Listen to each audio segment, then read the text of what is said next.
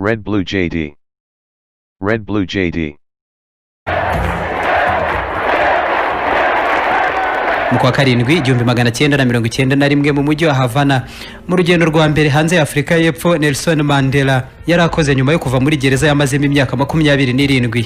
Ariko nanone kuki Mandela wamamaye nk'impirimbanyi y'uburenganzira bwa muntu no kurwanya ivangura, umuntu wa mbere yifuzaga guhura nawe yari Fidel Castro, akamushimira cyane ku ruhare yagize mu kugusha ubutegetsi bwari bushingiye ku irondaruhu muri Afrika y'Epfo. Fidel Castro ufatwa n'ibihugu byo mu burengerazuba bw'isi nk'umwanzi n'imbogamizi ku butegetsi bushingiye kuri demokarasi mu isi.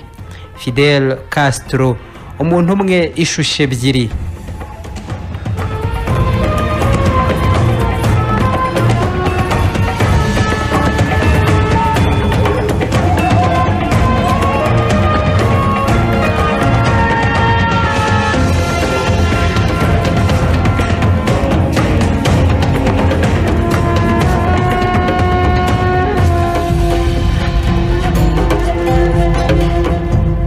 Guhera muri Kongo Kinshasa n'urupfu rwa Patrice Emery Lumumba, ubushyamirane no guharanira kugenzura isi igategeka uko Leta Zunze Ubumwe za Amerika cyangwa Uburusiya bw'Abasoviete bayishaka, Afrika yahindutse ikibuga byoroheye ibi bihugu by'ibihangange kwerekezamo imvururu zabyo. Urugendo rurerure rwahurije abarwanyi bamenyekanye cyane mu mpinduramatwara zo muri Cuba kugera mu mashyamba y'inzitane muri Afrika yo hagati.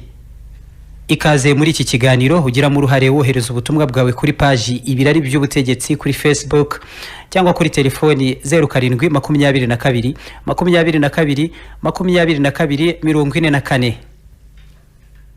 Muri Cuba, Fidel Castro kimwe n'abandi banyacuba babarirwa mu bihumbi 500 bagize uruhare rukomeye mu ntambara n'amateka ya Afrika, batera inkunga abanyafrika mu bice bitandukanye mu ntambara zo kwibohora zashyize akadomo ku bukoloni mu bihugu bitandukanye ndetse no kugerageza gusenya igitekerezo cy'isi iyobewe n'ingengabitekerezo rukumbi ya gikapitalisti. Uruhare rw'abarwanyi bamamaye cyane b'abanyacuba mu bice bitandukanye by'isi rutangirana n'intambara y'impinduramatwara mu 1960, umwaka umwe nyuma y'uko intambara y'impinduramatwara yahinduraga ibintu muri Cuba. Nyuma y'imyaka 3 y'intambara, Fidel Castro na Che Guevara bakageza abarwanyi bari bayoboye ku butegetsi muri Cuba. Ni igikorwa cyakuye umutima abategetsi batari bake mu bihugu byo mu burengerazuba bw'isi batinye kwirakwira ry'amahame ya gikomunisti, mu gihe ahubwo ari igikorwa cyashimagizwaga bikomeye mu bihugu hanini bya Afrika, aho ibitekerezo byo guhagarika ubutegetsi bw'abakoloni byakwirakwiraga ku mugabane ku ntera itari yarigeze ibaho. Kugeza aho muri uwo mwaka wonyine ibihugu 15 muri Afrika byari bimaze kubona ubwigenge bwabyo, mu gihe ibindi bigera kuri 30 nabyo byarimo imitwe y'abarwanyi yahanganaga n'ingabo z'abakoloni. Aba bari bakeneye inkunga mu buryo bw'ubuhanga bwa gisirikare kimwe n'amikoro. Muri rusange abarwanyi b'impinduramatwara mu bihugu hafi ya byose muri Afrika bafataga urugero ku byari bimaze kuba muri Cuba. Ni urugero batashidikanyaga na gato ko ari rwo rwonyine rwashoboraga kubageza ku bwigenge. La gran humanidad ha dicho basta y ha echado a andar. Y su marcha de gigantes ya no se detendrá hasta conquistar la verdadera independencia. Ikiremwa muntu twese twararambiwe, ibintu bimwe bigomba guhagarara. Niyo mpamvu twivumbuye twubura n'intwaro, kandi ntambwe twateye nta uzayisubiza inyuma cyangwa se ngo dukumirwe kugeza twese tugeze ku bwigenge bwacu. Ndashaka kugaruka ku rugero rumwe rwihariye, urugero ruteye ishavu n'agahinda ku bibera muri Kongo ubu. Ibihabera birihariye mu mateka yose y'ikiremwa muntu, ni indorerwamo y'agasuzuguro ku kiremwa muntu n'umuco wo kudahana. Que muestra cómo se puede burlar con la más absoluta impunidad, con el cinismo más insolente, el derecho de los pueblos. Che Guevara aha byagaragaraga ko wenda abarwanyi b'abanyacuba bari biteguye guha ubufasha ubwo aribwo bwose abarwanyi b'abanyafrika mu ntambara z'impinduramatwara. Aha muri za 60 urugendo rwa Patrice Emery Lumumba muri Kongo rwari rugiye kuba ishusho y'uburyo intambara zishingiye ku ngengabitekerezo za gikomunisti n'iza gikapitaliste zari zigiye kubona ikibuga gishya cyo kurwanirwaho. Intambara z'ubwigenge mu bihugu bya Afrika. Urupfu rwa Patrice Lumumba rwabaye imbarutso yo guhindura uburyo imvururu n'intambara zisaba ubwigenge zagombaga gukorwa ku mugabane. Aha niho hatangiriye urugendo rw'abarwanyi bamamaye cyane b'abanyacuba muri Afrika. Mu bategetsi n'abantu bose bari bazwi mu isi mu myaka yahagana mu 1960, abantu bababajwe cyane n'urupfu rwa Patrice Lumumba bakanabivuga ku mugaragaro inshuro nyinshi, bakaba bari biteguye no kumuhorera ku kiguzi byafata icyo ari cyo cyose. Ku isonga haza Fidel Castro na Ernesto Che Guevara beguye intwaro batega amato n'indege binjira muri Afrika. Y la estatua que recuerda a Lumumba, hoy destruida pero mañana reconstruida, nos recuerda también en la historia trágica de ese mártir de la revolución del mundo, que no se puede confiar en el imperialismo, pero ni tantito, nada. Kongo kimwe mu bihugu bigari kandi bikungahaye cyane mu buryo karemano kurusha ibindi muri Afrika. Yari koloni y'Ababirigi. Abanyekongo nabo bahora mu mvururu zikomeye zo gusaba Ababirigi kubaha ubwigenge bakishingira ubutegetsi bwabo.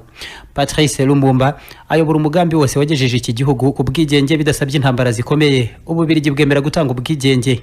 Ku itariki 30 z'ukwa gatandatu mu 1960 umwami Baudouin w'Ababirigi yateze indege imwururutsa ku kibuga cy'i Kinshasa. Leopoldville icyo gihe aje kwemeza ku mugaragaro ko Kongo yigenze. Byari ibirori i Kinshasa. Indépendance, cha-cha, tozumiye. Oti kwanza, cha-cha, tubakini. Otableron, cha-cha, baganyeo. Oni pada, cha-cha, tozumiye. Indépendance, cha-cha, tozumiye. Yerodia Abdoulaye Ndombasi yigeze kuba ministre w'intebe muri Kongo. N'umunsi yibuka. Le roi Baudouin était dans une voiture découverte. Il saluait la foule, etc. Umwami Baudouin yaciye mu mujyi mu modoka ifunguye hejuru agenda pepera abantu ku mihanda.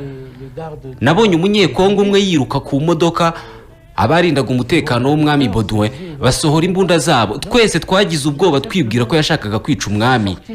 Ashikuza inkota ku mukandara w'umwami ayishyira mu kirere tubona arataratse arimo ayibyinana mu muhanda. Gusa nabyo ubwabyo byari bifite icyo bitubwiye. Uwo musore icyo yakoze cyari nk'ikimenyetso cyo kumwambura ubutegetsi. Simplement sorti l'épée du roi de sa gaine. Et il s'est mis à danser avec cette épée. C'est très symbolique ça. C'est comme s'il lui a arraché le pouvoir. Ku munsi w'ubwigenge bwa Kongo abanyapolitike bose kimwe n'abandi bari bahagarariye ibihugu bitandukanye muri Afrika bari bahuriye mu nteko ishinga amategeko y'i Kinshasa.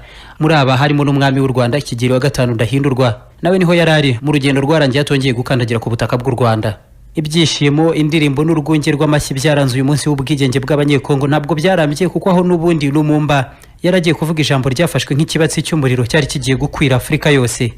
Umwami Baudouin w'Ababirigi yahise ageze ijambo ku baraho yerekana ko nta nsinzi na nke cyangwa ubundi buhangange ubwo ari bwo bwose abanyekongo bagize bwo kubuza Ababirigi kugumana ubutegetsi bwabo muri Kongo. Iki ngo cyari igikorwa cy'urukundo n'umutima mwiza. Ubwami bw'Ababirigi bwari bugeneye Kongo ubwigenge nk'impano. L'indépendance du Congo constitue l'aboutissement de l'œuvre conçue par le génie du roi Léopold II. Umwami Baudouin w'Ababirigi ati ubwigenge bwa Kongo ni igikorwa kimwe mu by'indashyikirwa byagezweho mu buhangange bw'umwami Leopold wa kabiri. Placide Kitungwa yigeze kuba ministre wungirije w'ubukungu muri Kongo waragaruka ku buryo abanyekongo bafashe ijambo ry'umwami w'Ababirigi muri ibyo birori by'ubwigenge. Le discours du roi Baudouin qui nous rappelait comment la Belgique nous a sortis de Ijambo ry'umwami Baudouin ryatwibutsa ko Ububirigi bwadufashije ngo bo tuvana mu icuraburindi ry'ubucakara, ko batuvanye ku byago by'indwara z'ibyorezo n'ibindi byinshi. Byaratubabaje cyane, ntabwo twari twiteze ko aza kutwibutsa ibyo byose bitari byiza mu bihe byabanje. Aho byari bigeze twumvaga ko umwami Baudouin nta yandi masomo yari afitiye uburenganzira bwo kuduha. Nous ne nous attendions pas à ce rappel malheureux parce que nous estimions que le roi Baudouin n'avait plus de leçons à nous faire ce jour-là.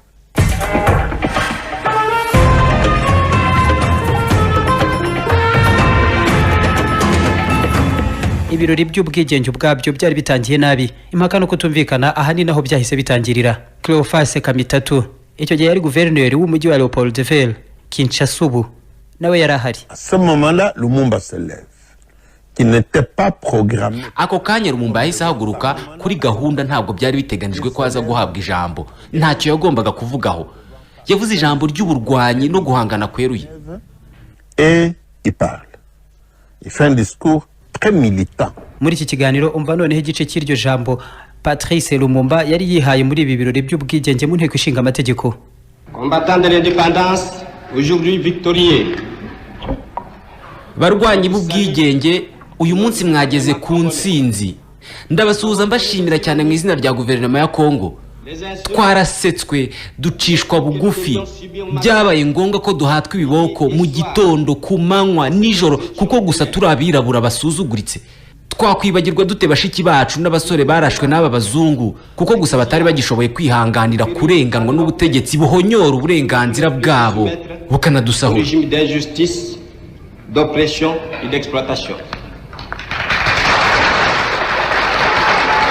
Ibi byari bitunguranye cyane, abaraho bose batangiye kurebana barongorerana. Umwami Baudouin w'Ababiligi aha yakozwe n'isoni. Patrice Lumumba yaragaragaje ko nta shimwe na rimwe abanyekongo bagomba Ababiligi, ahubwo ko amabi y'ubutegetsi bwabo bw'ubukoloni nta witeguye kuyibagirwa mu mateka yose. Lumumba yaracanye umuriro utazima mu mibanire ye bwite n'Ababiligi no kutavuga rumwe n'Ububirigi ku munota wa mbere w'ivuka ry'ubwigenge bwa Kongo Kinshasa. Abari batumiwe mu birori biganjemo abanyacyubahiro baturutse mu bice byinshi by'isi basohotse bajya kwiyakira.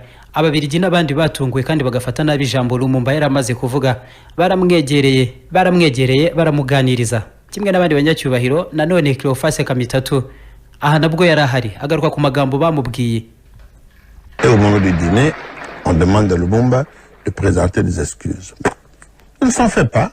Il présente les excuses en disant je pensais que je devais. Bakimara kuzana amafunguro basabye Lumumba gusaba imbabazi no kwisegura ku magambo yari amaze kuvuga. Nta kibi byari bimubwiye na gito. Cyo koragezaho ati murashaka ko nisegura. Araterura ati numvaga ko hari ibyo ngomba kuvugaho kandi nabivuze. Ubwo niba hari uwo byakomerekeje yihangane, ubwo duhindura page nshya turebe ibintu mu bundi buryo. Ariko amazi aha yari amaze kurenga inkombe.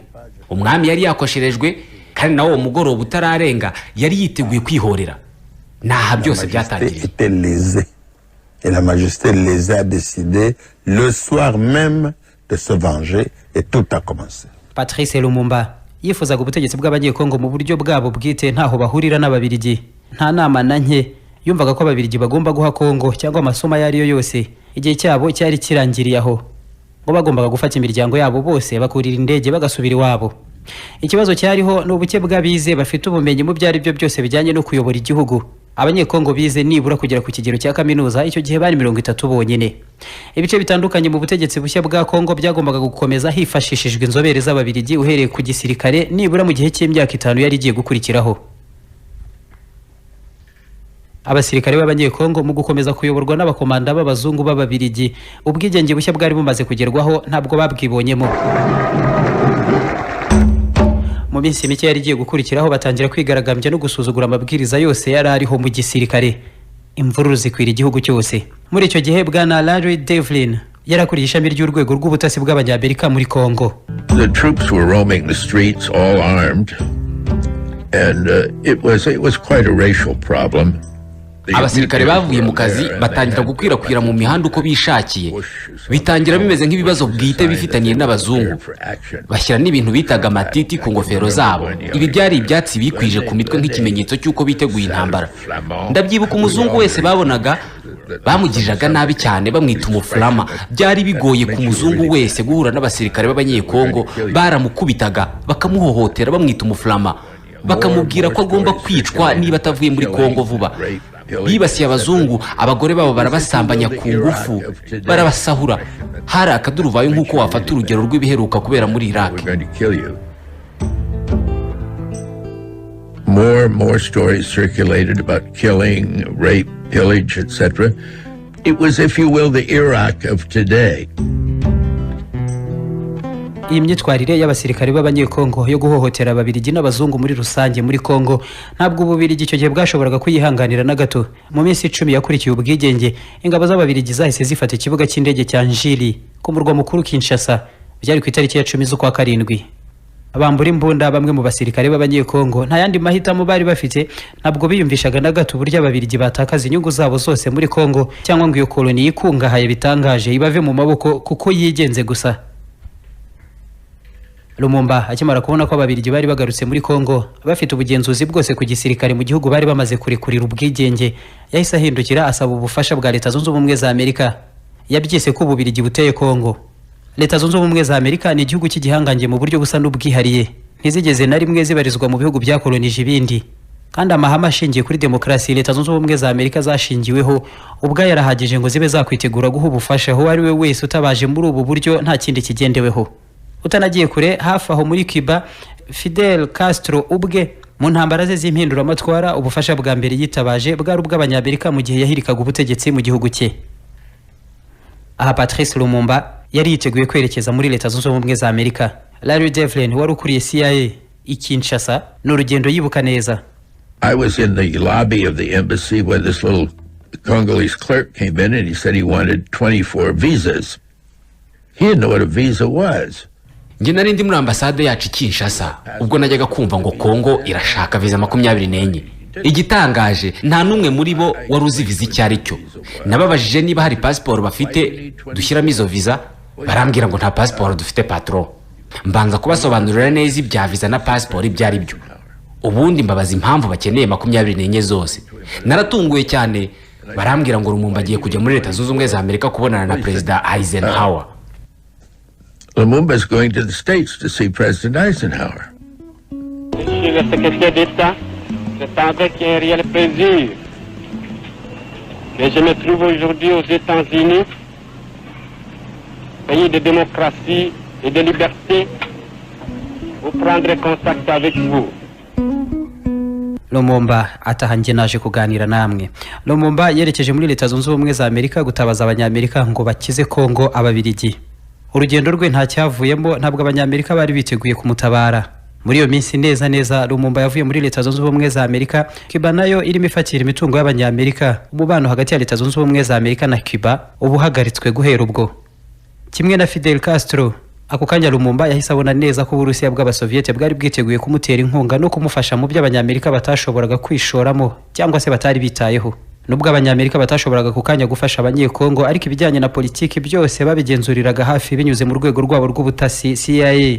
Nta nubwo bari biteguye kubona Lumumba agerageza kwifashisha Abarusiya na politiki zabo za gikomunisti ku butaka bwa Kongo no mu bice iki gihugu kibarizwamo.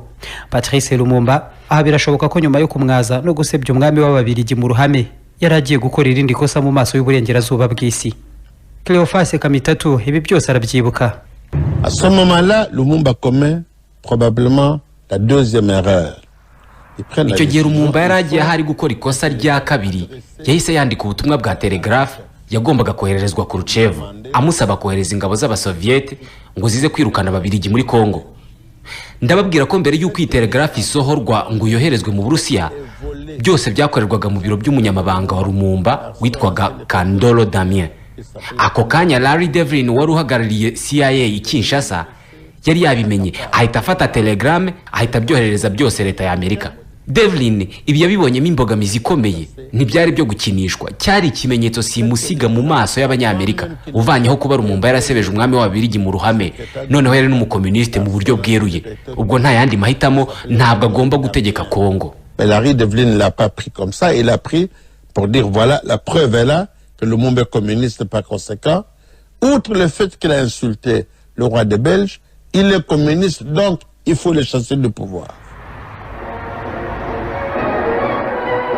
Imvururu n'ubwumvikane buke hagati y'ubutegetsi bushya bwa Kongo yigenga n'Ububirigi bwahoze buyikoloniza byari bigiye kuva Kinshasa bihinduka ikibazo mpuzamahanga gishingiye kuri politike yari igiye gukurikiraho yampatse ibihugu by'ibihangange byari biyoboye isi muri icyo gihe, byose ijisho birihanga kuri Kongo. Kuva Kinshasa ako kanya Moscow mu Burusiya bashinze ibiro byihariye ngo bafashe Kongo n'ibindi bihugu byari biri mu rugamba rwo kwibohora ubukoloni. Leta zunze ubumwe za Amerika n'Uburusiya mu guhanganisha amahame yabo ya gikapitalisti n'aya gikomunisti bari babonye urundi rugamba rushya. Vladimir Shubin icyo gihe yarayoboye ishami ryari rishinzwe politike n'imibanire y'Abarusiya na Afrika, Africa Department Politburo. The Soviet Union was eager to help, or at least again to help, the legally elected. Ubutegetsi bw'Abasoviete bwari bushishikajwe cyane no gufasha guverinoma nshya y'Abanyekongo. Dufata ibikoresho twerekeza muri Kongo. Bihinduka induru n'impaka nyinshi ubwo amahanga yamenyaga ko hari abantu bacu bari bamaze gukandagira muri Leopoldville. Babibonye mu rundi rugamba rw'intambara y'ubutita. A big noise, the whole noise about the Cold War started when we landed there. Abanyamerika koko ibi babibonyemo imbogamizi ikomeye kandi n'impungenge zo kubona abakomunisti b'Abasoviete bashobora kuva i Moscow kugera Kinshasa ku butegetsi bw'i Washington. Iki cyari igikorwa cyo kwegura intwaro nta kabuza. Larry Devlin muri CIA ati It was the first time that there'd ever been Soviets in that part of Africa, at least, certainly not the Congo. Bwari ubwa mbere kubona abasoviete muri ibi bice bya Afrika, nta nubwo ari aha muri Congo gusa. Ndakubwira neza ko n'ubutegetsi bw'abakoloni b'abanyaburayi nta numwe wigeze yifuza gukorana n'Uburusiya bw'abasoviete aha muri Afrika. The colonial powers were not desirous of having the Soviets there. Uburusiya bw'abasoviete ariko nabwo bwari bwiteguye kugira uruhare rwose mu byaberaga muri Afrika. Karen Brutens yarakuriye ibiro by'ububanyi n'amahanga ku ruhande rw'Abarusiya. Привели вам полем для охоты. Почему? В Европе ibihugu byo muri Afrika n'ibindi bice byari mu bukoloni cyari ikibuga gishya cyo gukiniramo politike yacu, ikibuga kigari rwose. Reka nkubwire impamvu yibi. Abandi banyaburayi n'inshuti zabo bafashe ikarita y'isi baca imipaka uko babyishakiye ku buryo bumvaga ko nta cyahindukaho. Iki ni ikintu ubundi cyari gikwiye guteza intambara kirimbuzi kuko atari cyo kwihanganirwa. Ariko ibihugu byakorewe ibi nta bushobozi byari bifite, nta n'uwari we wese washoboraga kugira icyo akora. Twe rero twari duhari dufite n'ubushobozi bwo kugira icyo dukora. Там можно было приобретать влияние. Abarusiya nabo ntabwo bari biteguye kubona abanyamerika ku rundi ruhande bagenzura Kongo. Icyashobokaga cyose bari kugikora ngo nabari bo bagira ijambo haba muri Kongo n'ibice byose biyikikije. Vladimir Shubin. We believed, and I think it's true, that it was an attempt to hold Congo as a base, especially as a base of minerals. Twumvaga neza ko abantu ibyo barimo byari ibintu bitari byiza kuri twebwe. Bashakaga gufata Kongo ngo bayigire isoko yo kutubangamira. Nta gace bashakaga gukuramo amabuye y'agaciro n'iby'ibanze byo kudushyira hasi. Ntimunibagirwe ko igisasu kirimbuzi cya mbere bagicuze muri uranium bakuye muri Kongo.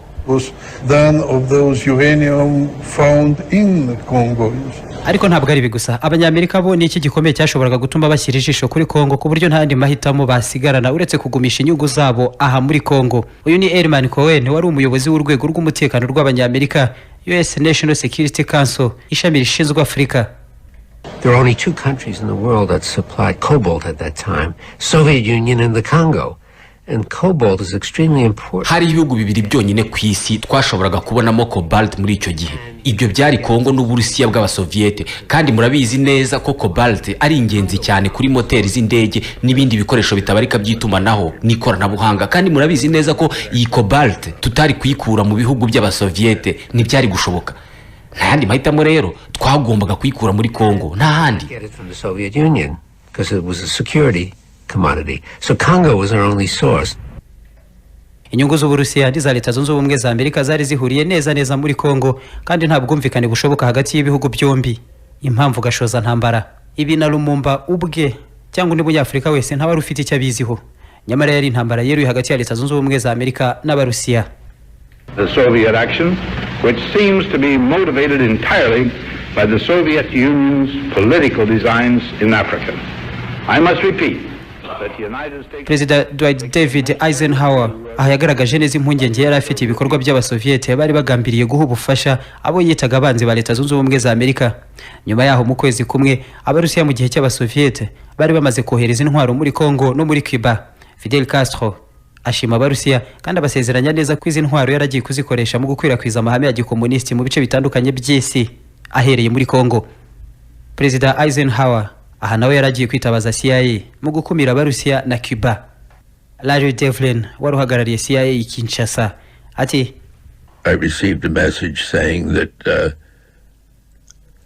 people were in Washington were highly concerned about the activities of the Prime Minister and that they hoped that he would go, it would be a change in the government. Nakiriye ubutumwa buvuga muri make i Washington bari bahangayikishijwe cyane n'ibikorwa bya Minisitiri w'Intebe, bifuzaga ko agenda hakaza impinduka mu butegetsi bwa Kongo.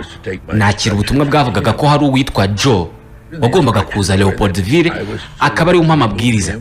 Nasabwaga gukuraho Lumumba mu buryo bwose akava ku butegetsi no mu buzima, kumwica muri make. Nabajije Joe ese yari amabwiriza yatanzwe nande, ambwira ko ari ubutumwa bungenewe buturutse kwa Perezida Eisenhower. Byarashobokaga cyane. Nari mfite ubwoko butandukanye bw'uburozi, harimo n'umuti w'amenyo nashoboraga gushyira mu biro cyangwa mu rugo kwa Lumumba. Uko byari biri kose nge nagombaga kumva amabwiriza mpabwa Lumumba nkamukura ku butegetsi, ariko muri nge ntabwo nigeze numva ko ngomba kugambirira kumwica. I felt that I had some pretty good operations going, and in the long term, my operations would achieve the objective of removing Lumumba from office but not killing him. Mu buryo butunguranye mu minsi mike yakurikiyeho mu butegetsi bwa Kongo havuka ibice bibiri bihanganye cyane, imvururu ziratangira. Hagombaga izindi mbaraga zo gusubiza ibintu mu buryo. Leta zunze ubumwe za Amerika zari zifite iturufu igomba gukinwa aha. Ni iyihe turufu? Herman Cohen wayoboraga US National Security Council ati the United States started to worry about it because the Soviets were backing Lumumba. So President Eisenhower said, well, we may have to use NATO there to keep the Soviets out. Aha twatangiye kugira impungenge. Abasoviete bari batangiye gufasha Lumumba. President Eisenhower yabanje kwifuza ko dukoresha OTAN ngo abarusiya bavanwe muri Kongo. Iki gitekerezo tukivaho, dusanga bikwiye ko dukoresha inama y'umutekano ya Loni tukahohereza umutwe w'ingabo zishinzwe kubungabunga amahoro. President Eisenhower yaratangiye uburyo bwa politike bushya, ariko n'ubu bugikoreshwa muri politike mpuzamahanga. Atubwira ko asanga mu gihe muri Afrika hadutse imvururu n'intambara bidakwiye ko yaba twebwe kimwe n'abanyaburayi tugomba kwihutira kohereza ingabo mu izina ry'ibihugu byacu, ahubwo byose bikikorerwa na Loni. And he said that if there are troubles in Africa, we don't want to have to send troops there. Or Europeans should not send troops. It should all be done by the UN. Patrice Lumumba yibeshye ko ingabo z'umuryango w'abibumbye zari zoherejwe muri Kongo zari zije kumufasha gusubiza ibintu mu buryo. Ntibyari byo. Ubutumwa bwa Loni aha bwarukuzana icyaburaga ngo ubutegetsi bwe buhirikwe bushyirweho akadomo. Hari haciyeho iminsi mike Patrice Lumumba azamuye mu ntera umunyamabanga we amugira umugaba mukuru w'ingabo Joseph Mobutu. Mobutu yahawe inshingano zo gukorana n'ingabo za Loni ngo hagarurwe amahoro n'ituze. Aho kubikora uko yabisabwaga, arahindukira akorana na Larry Devlin. Patrice Lumumba yari yizeye kurusha abandi, yari amaze kumushyira ahubwo mu biganza ahubwo bya CIA yamucungiraga hafi. Iyi yari intsinzi n'impano y'agaciro ku ruhande rw'ubutegetsi bwa Leta Zunze Ubumwe za Amerika. Larry Devlin yibuka neza amagambo Mobutu yamubwiye ubwo bahuraga bwa mbere kuri iyi ngingo. Mobutu said that the army was very unhappy with the prime minister because he was turning the army over to the Soviets. Mobutu yambwiye ko abasirikare bari bararakariye cyane Lumumba kuko yararimo abaganisha mu buryo bw'imikorere y'abasoviete. Yashakaga guhirika ubutegetsi ariko agashyiraho ingingo imwe yatuma bikora: kubanza kumenya neza niba Leta Zunze Ubumwe za Amerika zizamushyigikira mu buryo bunyuze mu nzira zeruye. Naragerageje kandi birananira kumuha gihamya y'ibyo yasabaga, ariko nihagararaho ndahaguruka mu ikiganza ndambwira nibyo hitubikora tukuri inyuma. Mu cyumweru cyakurikiyeho ubutegetsi arabuhirika koko. And he said the coup will take place within a week, and it did. Ingabo za Loni zoherejwe muri Kongo icyo gihe mu izina ryo kugarukana amahoro, ariko zari zifite ubutumwa kwikubitiro bwo gukuraho ubutegetsi bwa Lumumba. Ni nako abanyamerika babikoze, babaze neza uburyo butabasaba mikoro menshi n'intambara. Ni igikorwa cyarakaje cyane uruhande rw'ibihugu bya gikomunisti, Uburusiya na Cuba babigira ibyabo. Karen Brutens yarakuriye ibiro by'ububanyi n'amahanga by'Uburusiya bw'abasoviete ati UN troops were supposed to protect the independence of Congo, but they wouldn't allow the Congolese. Izo ngabo za Loni zagombaga kurinda ubusugire n'ubwigenge abanyekongo bari bamaze kugeraho. Ntabwo babagombaga kubuza amatsinda y'abari bashyigikiye Lumumba gukomeza ibikorwa byabo niyo byaba ari intambara. N'ubutumwa bwa Loni bwakoreshejwe mu bikorwa bitari bikwiye: guhirika ubutegetsi bwa Lumumba no kutamurindira umutekano. To topple the regime of the government of Lumumba, or at least not to protect Lumumba. Lumumba yafashwe n'ingabo z'umuryango w'abibumbye abanza gufungirwa iwe. Cleophas Kamitatu wari guverineri w'umujyi wa Kinshasa icyo gihe, kimwe n'abandi banyekongo nabumvaga impamvu zose za Lumumba mu mahanga, n'igikorwa bafashe ko kigayitse cyane kinatesha Loni agaciro kuri benshi. Uyu muryango w'abibumbye ugaragara nk'igikoresho gihambaye cy'inyungu za bimwe mu bihugu byawuhimbye. Les troupes des Nations Unies ici vont encercler la résidence du Premier ministre. Sans aucun mandat, sans aucun... Ingabo za Loni zaragiye zizunguruka inzu ya Minisitiri w'Intebe Lumumba. Nta rupapuro cyangwa ikindi cyari cyo cyose kibibahera uburenganzira, nta n'ikirego yewe. Loni ubwayo iba yitambitse mu kibazo cy'abanyekongo ubwabo. Bahita bata muri yombi Lumumba. les Nations Unies s'interposent et vont mettre le Premier ministre en résidence surveillée. abari bamushyigikiye biganjemo urubyiruko n'abanyekongo b'incabwenge bacuze umugambi wo gucikisha Lumumba akagezwa hanze y'umujyi wa Kinshasa. Ibi babigeraho igikuba kiza gucika Kinshasa, inzego zari zishinzwe umutekano zihabwa inshingano zo kumushakisha byihuse akaboneka. Le bourgmestre répandait sur Lumumba était parti de chez lui. buri wese yaramaze kumenya neza ko Lumumba atakiriwe. Mobutu Sabaroni kunywa za kajugujugu, baramukurikirana baramuhiga kugeza bamufashe, bamushyira muri kajugujugu, bamugarura aha i Kinshasa bamuhambiriye nk'igisambo runaka, comme un vulgaire bandit.